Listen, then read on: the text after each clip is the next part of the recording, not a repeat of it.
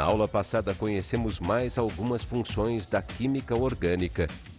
Começamos com a função éter. Os éteres são compostos que vão ter em sua estrutura o oxigênio, exatamente entre dois radicais, um radical à esquerda e outro radical à direita.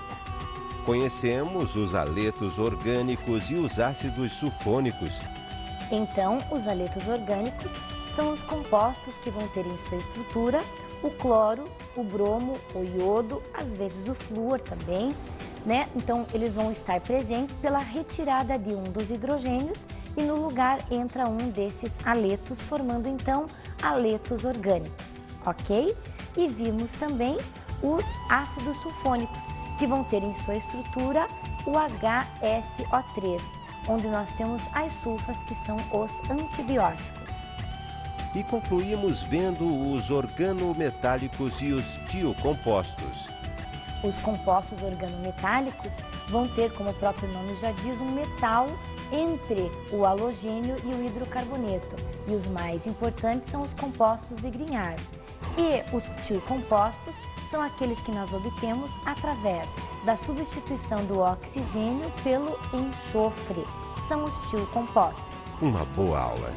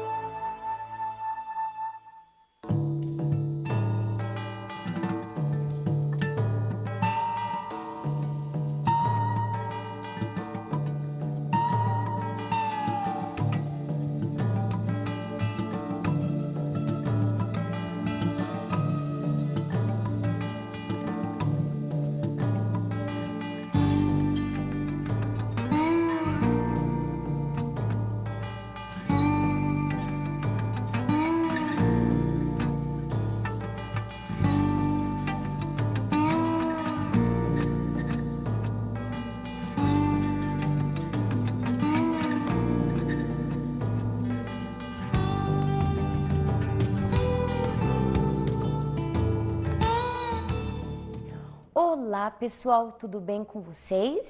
Espero que sim. E vamos ver o nosso amigo Chico. E você, Chico, tá tudo jóia? Tudo bem, Tânia? Tudo bem. Então, Chico, hoje nós ainda estamos dando continuidade ao estudo das funções orgânicas. Só que agora, Chico, nós vamos apenas fazer uma revisão, porque nós já estudamos todas as funções na última aula, você se lembra? Claro. Isso, então, o tema da nossa aula de hoje é o seguinte: funções mistas e propriedades físicas dos compostos orgânicos. Por quê que nós vamos estudar hoje as funções mistas? Porque quase todos os compostos utilizados na indústria, remédios, plásticos, possuem mais do que uma função da química orgânica. Então, é muito importante que nós estudemos todos os compostos que tenham então funções mistas. Você vai olhando o composto, você vai saber identificar quais as funções que estão presentes naquele composto. Tânia? Pois não, Chico? Deixa eu só saber uma coisa, deixa eu só entender uma coisa. Função mista, então, quer dizer que a gente tem mais de uma função. Por exemplo, ele é um álcool e é um fenol, ou é um ácido carboxílico e um sei lá, um éster. Exatamente isso, Chico. Então quer dizer que em um mesmo composto nós vamos ter mais do que uma função orgânica presente. Só que antes, Chico, de nós estudarmos alguns compostos de função mista, nós vamos fazer uma bela de uma revisão.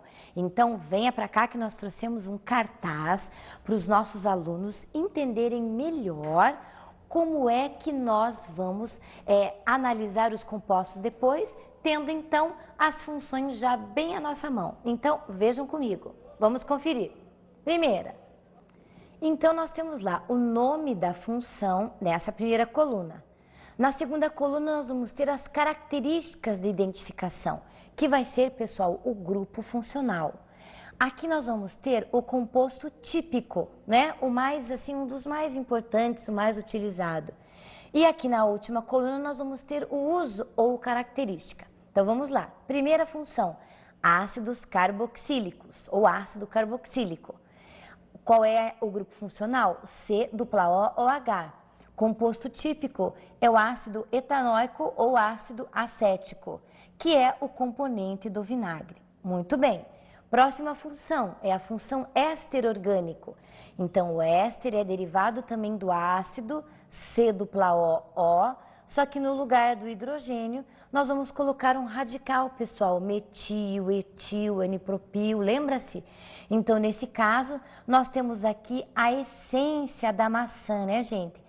Porque vocês sabem que os ésteres são os produtos dos quais nós obtemos os cheiros, né? Os cheiros gostosos da maçã, do morango, né? Nos quais nós perfumamos os produtos industrializados. Então, essência de maçã. Próxima função, a função éter. A função éter, você se lembra, é diferente da éster, porque a função éter tem o oxigênio entre dois radicais.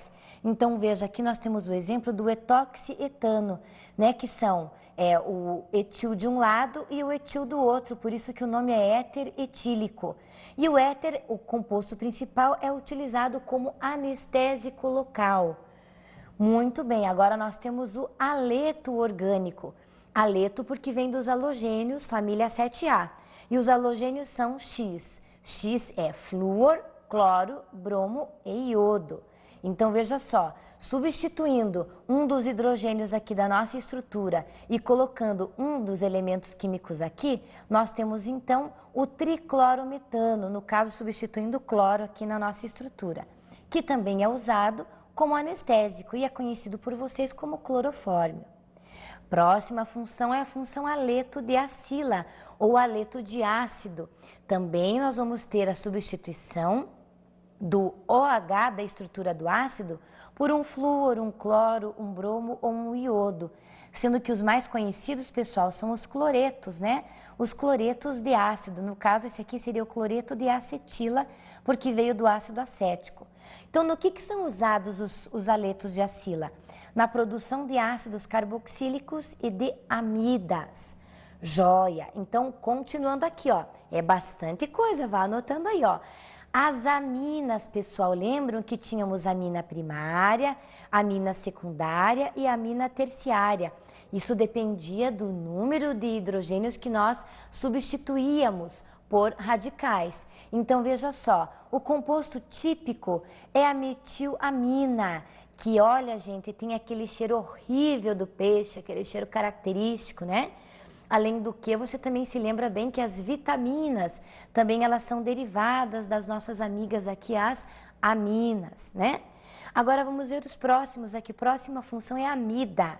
Então, a amida, ela tem também o nitrogênio, só que ela é derivada do ácido carboxílico. No lugar do OH é que nós colocamos o NH3. Então, nós temos duas valências aqui, ó. Nessas duas valências, você se lembra, pode ter hidrogênio aqui ou hidrogênio aqui, mas nós podemos substituir por dois radicais, né? Aí seria uma amida também monossubstituída ou dissubstituída, caso substituíssemos os dois hidrogênios. Então, nesse caso, o composto típico é a acetamida, que é a matéria-prima para a produção de plásticos. Joia! Então, agora vamos ver aqui os nitrocompostos. Então, os nitrocompostos vão ter o grupamento NO2 ligado ao carbono. Então, veja só, nós temos aqui o nitrometano, né, que é um composto importante e que ele é usado como propelente. Então, os nitrocompostos também são utilizados como explosivos, né, gente? Lembra do TNT e também da nitroglicerina. Tânia, o que é um propelente? Propelente é uma substância, Chico, que vai estar dentro dos aerosóis, aqueles que você utiliza como desodorante. Então, existe um gás ali que serve como propelente, como impulsionador do líquido, certo? Isso que é um propelente.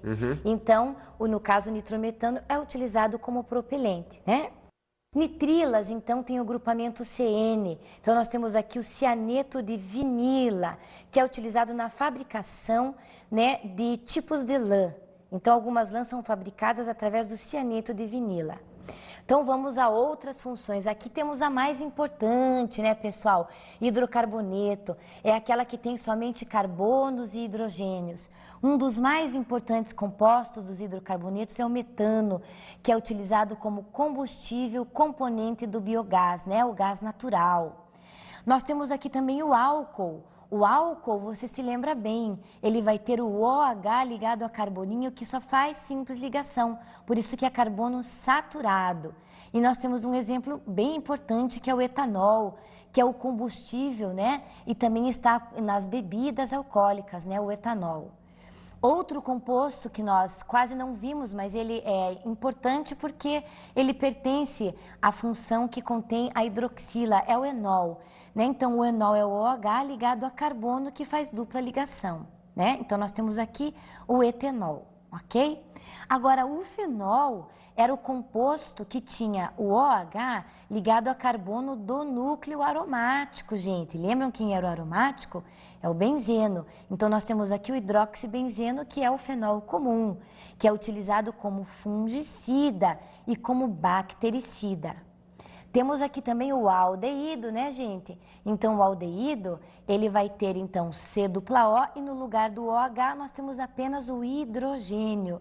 Então, o composto principal é o metanal ou formaldeído, que é muito utilizado como conservante.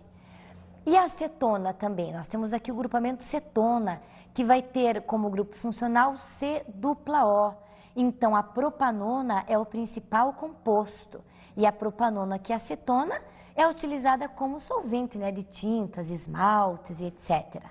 Muito bem, calma que nós já estamos terminando, viu? Só como é importante revisar. Olha só, isonitrila. Então, vai ter o grupamento com o nitrogênio e com o carbono. Então, um dos compostos mais importantes é o isocianeto de etila, que é utilizado como matéria-prima para a produção de pesticidas. E eles são, né, gente, altamente tóxicos, né, os pesticidas.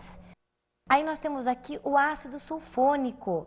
Qual que é a identificação? É o SO3H, né, sulfônico de enxofre, do S. Então, nós temos aqui o ácido para dodecilbenzeno, que é o ácido sulfônico, que é a matéria-prima para a produção de detergente. E estamos terminando. Temos aqui, então, os compostos de Grignard, que são os organometálicos.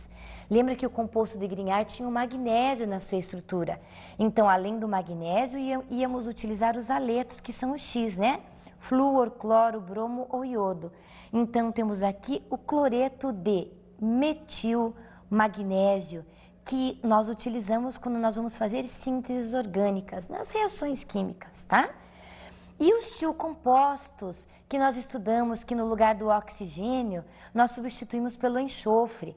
Então, a substituição de um oxigênio por um enxofre vai nos dar os tiocompostos. Então, nós temos aqui o etanotiol, que ele nos caracteriza um cheiro extremamente desagradável. Cheiro do alho, cheiro da cebola, cheiro do gás mostarda. Muito bem, pessoal. Foi uma revisão boa e eu tenho certeza que vocês relembraram bastante coisa aí. Então, esse cartaz é de suma importância para que você possa agora resolver os testes. Porque agora nós vamos ver um exercício aí, nós vamos falar de algumas funções que são mistas.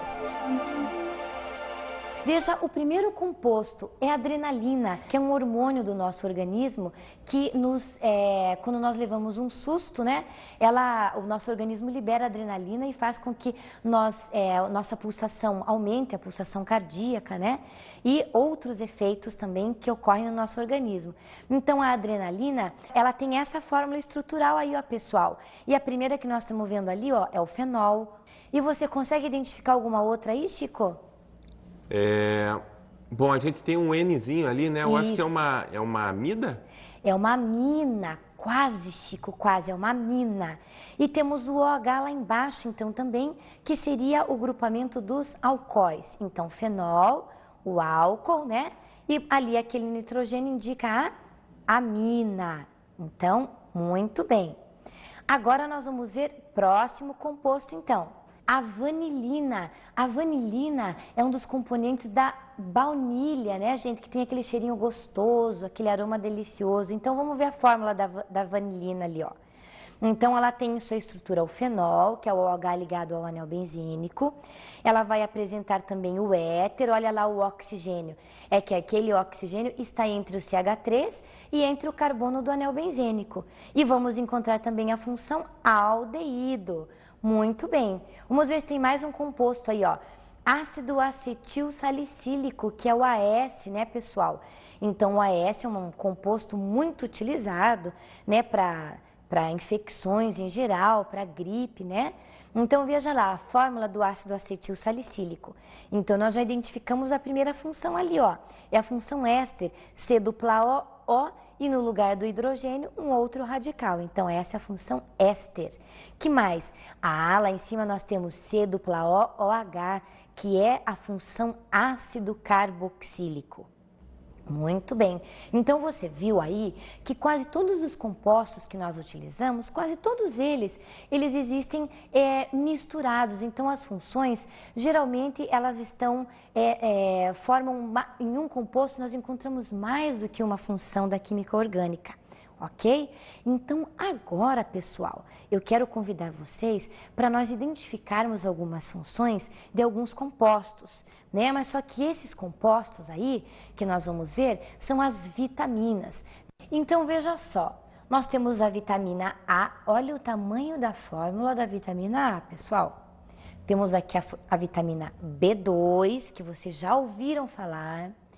Temos aqui no outro cartaz a vitamina C, olha a fórmula da vitamina C, vitamina E e a vitamina K.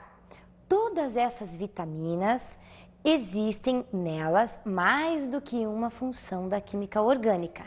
E essas funções nós vamos estudar logo depois do nosso intervalo. Nós vamos voltar e vamos estudar o que causa a falta dessas vitaminas e quais são as funções presentes nessas vitaminas. Então, até daqui a pouquinho, vamos fazer uma pausa, né, Chico? Vamos dar uma descansada, então a gente volta daqui a pouco, tá? Até já!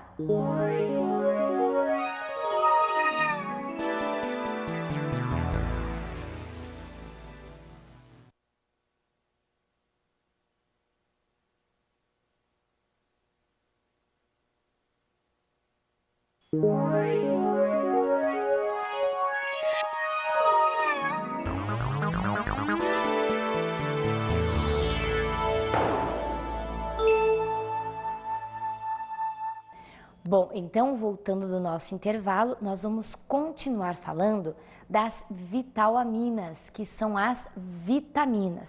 Então, vem aqui comigo, que nós agora vamos estudar uma por uma e primeiro nós vamos ver quais são os grupos da química orgânica que estão presentes nessas vitaminas.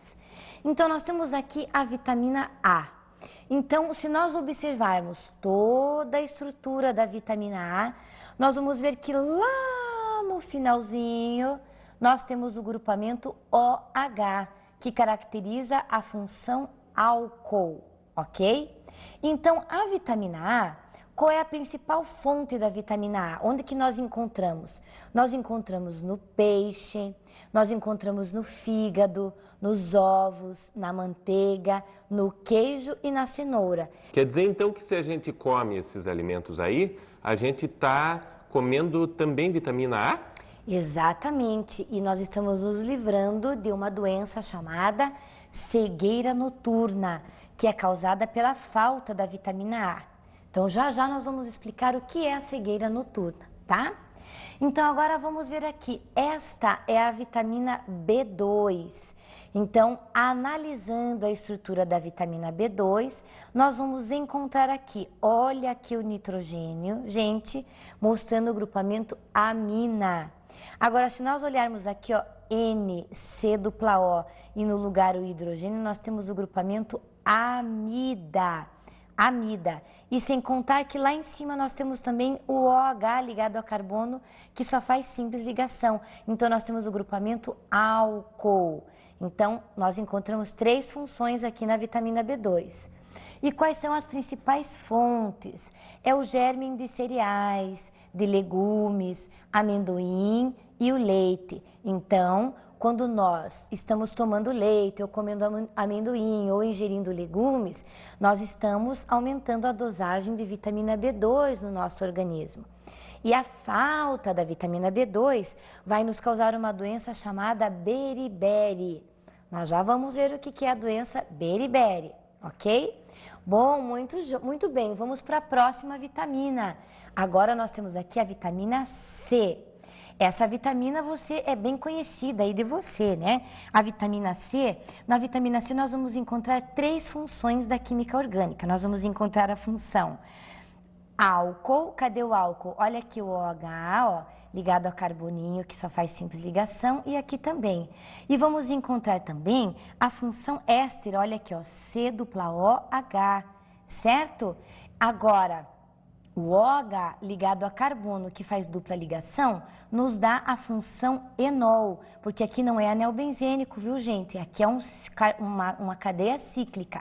Então, o OH ligado a carbono, que faz dupla ligação, nos traz, então, o enol. Então, enol, aqui o álcool, e aqui, então, nós temos o éster. Então, quais são as principais fontes da vitamina C? São as frutas cítricas, como por exemplo o tomate, o pimentão verde. E a falta dessas substâncias causa uma doença chamada escorbuto, tá? Escorbuto. Nós também já vamos ver o que é escorbuto, tá bom? Vitamina E. Então, a vitamina E, se você reparar aqui na vitamina E, você vai encontrar o grupamento. Que grupamento que é esse daqui? É o éter. Então, nós temos o grupamento éter e nós temos também, vamos achar aqui, ó, o OH, ó, ligado a carbono do anel benzênico. Então, esse grupamento aqui é o fenol. E quais são as principais fontes de vitamina E? Gérmen de trigo, na carne, nos ovos, nos vegetais verdes. E o que causa a falta da vitamina E? Então, a anomalia é a esterilidade e a disfunção muscular, né? Então, você fica estéril e você daí tem algumas disfunções musculares nos seus músculos aí. E a vitamina K, Chico, que função você identifica aqui?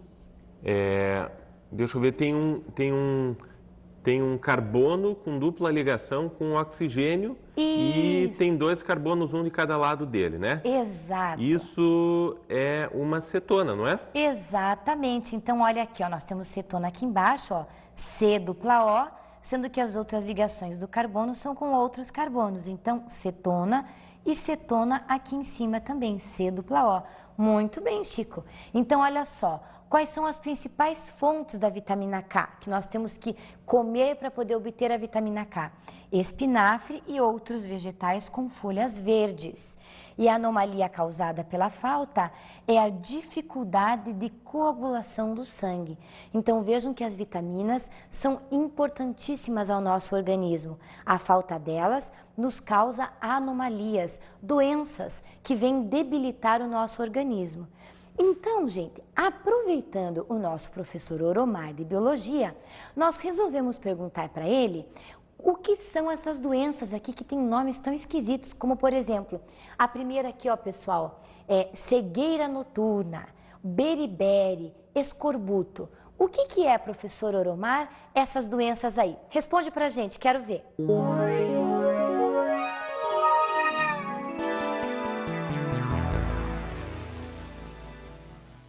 Professora Tânia, estou aqui para lhe ajudar.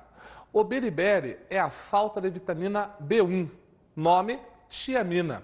Ele vai atacar estritamente o sistema nervoso periférico, ou seja, não o sistema nervoso que é formado por cérebro, cerebelo e medula nervosa, mas o que é formado pelos nervos que vão pegar os nossos movimentos. Então o beriberi, ele começa a fazer espasmos na pessoa, tique, que a gente chama. É isso que causa falta de vitamina B1, que eu posso encontrar principalmente na levedura da cerveja. Veja, a pessoa pode morrer de cirrose, mas não morre de beriberi. Já o escorbuto, também conhecido como doença dos piratas ou dos navegantes, é causada pela falta de vitamina C. Então, o que ela vai fazer? Ela vai fazer com que a pessoa retraia a gengiva sobe, os dentes ficam moles e caiam, por isso que a maioria dos piratas antigamente eram banguelas. E a pessoa, ela tem um desgaste nas terminações. Se uma pessoa que tem escorbuto bater o dedo, começa a cair a unha e sangrar. Então é uma grande necessidade de falta de vitamina C, que a gente encontra muito em frutas cítricas. Laranja, limão, acerola. Antigamente, quando os piratas iam navegar, eles não conseguiam levar isso porque estragava e tinham esse escorbuto. Já a cegueira noturna é falta de vitamina A. A cegueira noturna também é conhecida como xeroftalmia, ou seja, olhos secos. E isso faz com que a pessoa à noite não consiga enxergar, também tenha um ressecamento de pele e comece a partir essa pele. Já a vitamina A gente encontra em tudo que é alimento que seja vermelho, alaranjado ou amarelo. Tomate, cenoura e melão. Professor, espero que tenha respondido a sua pergunta e me procure quando quiser. Um abraço. Até lá. Professor Oromar, muito obrigada aí. Pode deixar que quando a gente precisar, nós vamos estar sempre te incomodando aí, tá bom? Obrigadão pela explicação. Então agora, pessoal, nós vamos falar sobre as propriedades físicas dos compostos orgânicos. E a primeira propriedade que nós vamos estudar é o ponto de ebulição dos compostos orgânicos. Essa é a primeira propriedade que a gente vai estudar. Vamos estudar as duas, o ponto de ebulição e a solubilidade dos compostos orgânicos. Só que eu quero que vocês pensem o seguinte aqui comigo, pessoal. O ponto de ebulição é a mudança do que para quê? Será que o Chico sabe o que é o ponto de ebulição? Claro. Então diga lá. É quando você bota a água lá para ferver e ela se transforma do líquido para o gás. É isso mesmo, Chico. O ponto de ebulição é o momento exato onde a substância está passando do estado líquido para o estado gasoso. E os compostos orgânicos têm o seu ponto de ebulição. Só que o composto que você citou aí era a água, né? E a água é um composto inorgânico. E hoje nós vamos estudar o ponto de ebulição dos compostos orgânicos. Mas o que será que vai interferir nessa mudança de estado? O que será que é? Você sabe, Chico? Eu não sei, eu acho que deve ser várias coisas, não é? Isso mesmo, Chico. E uma delas são as forças intermoleculares. As forças intermoleculares são as forças que unem os átomos e esses átomos aí estão unidos formando aquelas chamadas ligações químicas. Então a força que une o átomo é muito importante porque na hora de você transformar a substância do estado líquido para o gasoso, você está rompendo essas forças intermoleculares. Então, para os nossos alunos entenderem melhor, vamos lá, venham comigo aqui, ó. Então nós temos lá. Quanto maior a intensidade das forças intermoleculares, quanto maior for esta força que une os átomos, maior é a energia necessária para a mudança de estado. Então, mais energia eu tenho que fornecer para aquela substância para que possa ocorrer a mudança de estado. Então, logo, maior o ponto de ebulição. Então, quanto maior a força que une os átomos, maior vai ser a força intermolecular, logicamente. Então, mais energia eu tenho que fornecer para poder romper essas ligações. Logo, o ponto de ebulição vai ser maior. Então, quais são essas forças intermoleculares? Elas estão distribuídas em 3 grupos importantes e que nós vamos ver agora. Classificação das forças intermoleculares. Nós temos então dipolo induzido, que é uma característica das substâncias apolares, que não tem polos nem positivo e nem negativo. Você vai induzir para que haja uma diferença de cargas positivas e de cargas negativas. Então nós temos lá o exemplo, ó. O tetraclorometano, ele não tem, é uma molécula apolar, ela tem simetria. Se você dividir essa molécula ao meio, ela vai ficar igualzinha de um lado e do outro. Então, esse é um exemplo de ligação em que nós dizemos dipolo induzido, dipolo induzido. Tem outro exemplo aí também, que é o metano. O metano também é uma molécula apolar. E temos ainda mais um exemplo, que é o etano. Também, se dividirmos ao meio, você vai ver que é uma molécula simétrica. Então, esse composto, essa característica de dipolo induzido, principalmente equivale para os nossos amigos, os hidrocarbonetos, ok? Vamos ver o próximo tipo. O próximo tipo de força intermolecular é o dipolo permanente e dipolo permanente. E isso é uma característica das substâncias porque elas estão ligadas a elementos que já são eletronegativos. Então, veja só, são moléculas polares, então, porque tem polos. Então, vamos ver o exemplo. Então, nós temos ali um radical e o oxigênio é um elemento extremamente eletronegativo. Então, ele vai fazer o dipolo ser um dipolo permanente. Só para relembrar, é um aldeído, né, pessoal? Agora, vamos ao próximo exemplo. Veja lá, nós temos aí um éter, né? Então, radical de um lado e radical do outro, e o oxigênio bem centralizado. Então, como o oxigênio é um elemento eletronegativo da tabela periódica, então ele torna essa molécula uma molécula polar. Então, aí nós temos o nome dipolo permanente, dipolo permanente. E essa característica dipolo permanente é justamente das funções orgânicas, é característico das funções orgânicas. Agora vamos ver, a última são as pontes de hidrogênio, a última classificação das forças intermoleculares. E as pontes de hidrogênio, elas estão, o hidrogênio sempre vai estar ligado a átomos de flúor, oxigênio ou de nitrogênio, criando então as pontes de hidrogênio. Então fica fácil para você, né? Muito bem, agora veja só, o tamanho das moléculas também é um fator importante. É importante para quê, Tânia? É importante para nós determinarmos justamente o ponto de ebulição dos compostos orgânicos. Então, veja só, Chico, quanto maior for o tamanho das moléculas, maior vai ser a superfície, certo? Porque é maior a molécula. Então, maior vai ser o número de interações. Tânia? Diga. Quando você fala maior o tamanho da molécula, quer dizer quanto mais átomos ela tiver? Isso, quanto mais átomos de carbono, mais hidrogênios ela tiver, né? Maior o número de interações. E daí com isso, maior o ponto de ebulição, porque o contato entre as moléculas é bem maior. Então agora, pessoal, que nós já vimos aí, já falamos sobre o ponto de ebulição, nós vamos agora estudar as séries orgânicas. Então, pessoal, as séries orgânicas é uma outra maneira de classificarmos os compostos orgânicos que não seja apenas pela função química a que eles pertencem. Então, vamos ver o conceito de série orgânica. Veja lá. Série orgânica são substâncias com características que permitem agrupá-las dependendo ou não de suas funções. Então, pessoal, é uma outra maneira de agruparmos, de reunirmos esses compostos como se fossem famílias, né? Só que não dependendo apenas do grupo funcional.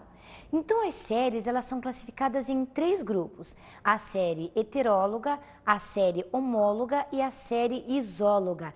Então, vamos à primeira, série heteróloga. São compostos com o mesmo número de átomos de carbono na cadeia e pertencentes a funções diferentes.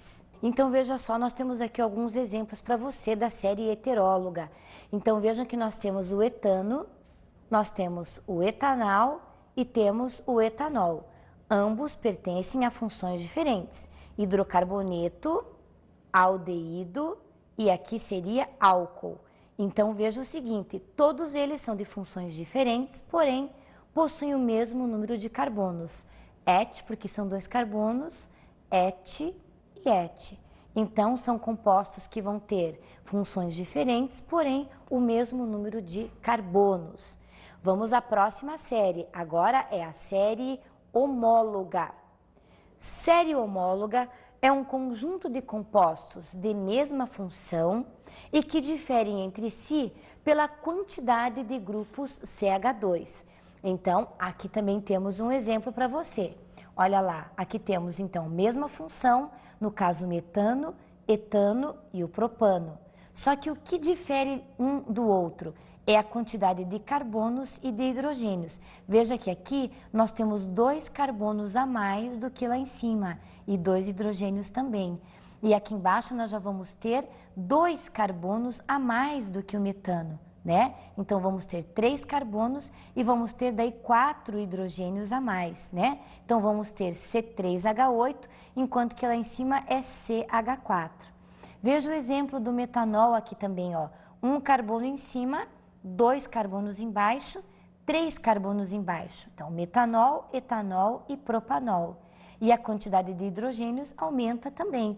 Então, em cima nós tínhamos no metanol CH4O, aqui no etanol nós temos C2H6, então aumentou um carbono, 2 hidrogênios. E aqui embaixo nós temos C3H8O, então aumentou 2 carbonos, logo aumentaram 4 hidrogênios. Então esta é a série heteróloga. Homóloga. E além do mais, a série homóloga também, nós podemos ver aqui que dependendo da estrutura, pode até ter o mesmo número de átomos de carbono, mas dependendo do tamanho da estrutura, se for cadeia normal, você pode perceber que o ponto de ebulição é maior. Veja que aqui nós temos 5 carbonos, olha, 1, 2, 3, 4, 5. Aqui embaixo também temos 5 carbonos, 1, 2, 3, 4 e 5. E aqui embaixo também, 1, 2, 3, 4 e 5. Então, nós temos 5 carbonos em todos os exemplos. Mas se você for olhar o ponto de ebulição, olha lá, o ponto de ebulição do pentano é 36 graus Celsius. O ponto de ebulição do metilbutano são 28. E aqui vai diminuindo do dimetilpropano 9,5. Por quê? Porque quanto mais ramificada for a cadeia, menor será então o ponto de ebulição. Muito bem, então agora nós vamos para a última série, isóloga. Série isóloga, os compostos de mesma função e número de átomos de carbono que diferem na quantidade de H2, ou seja, 2 átomos de hidrogênio. Então, nós temos aqui 2 exemplos bem simples para você, do etano e do eteno. Então, aqui nós temos CH3 e CH3, onde temos 2 carbonos e 6 hidrogênios. E aqui embaixo do eteno nós temos CH2 dupla CH2, onde nós temos 2 carbonos e 4 hidrogênios. Então, isso depende da saturação do composto. Muito bem, então agora nós vamos para a última propriedade dos compostos orgânicos, que é a solubilidade dos compostos orgânicos. Substâncias apolares, que são aquelas que não têm polo nem positivo nem negativo, tendem a se dissolver em solventes apolares. Agora, as substâncias polares tendem a se dissolver em solventes polares. Então, é o caso, por exemplo, da graxa, que pode ser dissolvida na gasolina ou no querosene, porque ambos são substâncias que possuem o mesmo tipo de polaridade. Muito bem, fácil a solubilidade, né, pessoal? Bom, então agora nós vamos chamar as nossas dicas de estudo.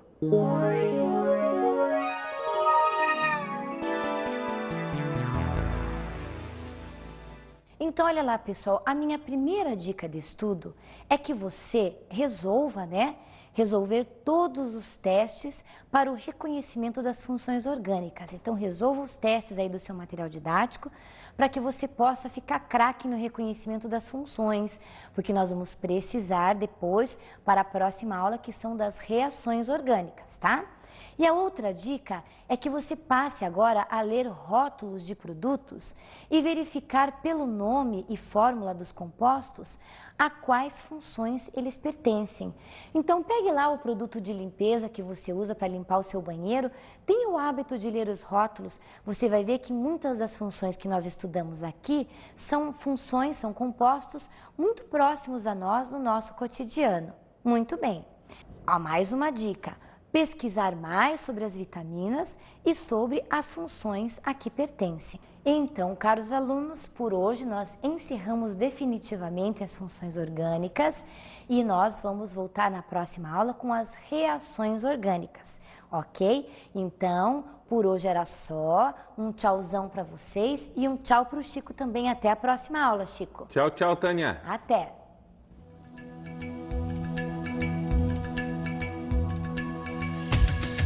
Na aula de hoje, nós conhecemos alguns compostos de função mista. Então, hoje nós vimos que os compostos de função mista são aqueles que vão apresentar mais de uma função presente no composto. Pode ser enol, álcool, fenol e assim por diante. Vimos alguns fatores que influenciam no ponto de ebulição dos compostos orgânicos. Nós vimos então que o ponto de ebulição é uma característica, uma propriedade muito importante e envolve as forças intermoleculares dos compostos. Nós vimos então dipolo permanente, vimos dipolo induzido e vimos as pontes de hidrogênio. E analisamos a solubilidade dos compostos da química orgânica. Nós vimos que os compostos orgânicos são solúveis, compostos apolares em solventes apolares e compostos polares solúveis em solventes apolares. Semelhante dissolve semelhante. Até a próxima aula.